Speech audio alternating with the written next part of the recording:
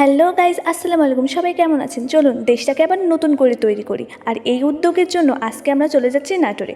আর নাটোরে পৌঁছানোর পরেই সর্বপ্রথম আমরা ফলের দোকানে যাই।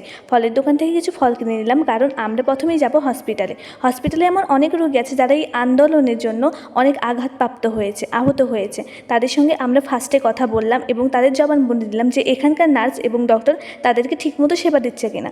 আর যদি না দেয় তাহলে সেই বিষয়টা আমরা দেখব। হসপিটালের কাজ শেষে আমরা চলে গেলাম বাহিরে আমাদের অনেক কাজ আছে। যেহেতু এখন পুলিশ কাজ করছে না, যার কারণে ছাত্রছাত্রীরাই কিন্তু ট্রাফিক আইন মানাচ্ছে সবাইকে।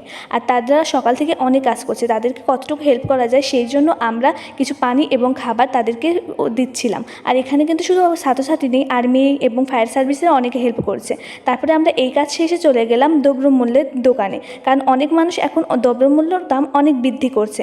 আর সেই বিষয়টা আমরা দেখছিলাম। এই ভিডিওতে সব কিছু আমরা দেখাতে পারলাম না, আমি একটা বড় ভিডিওতে আপনাদের সব কিছু জানাবো।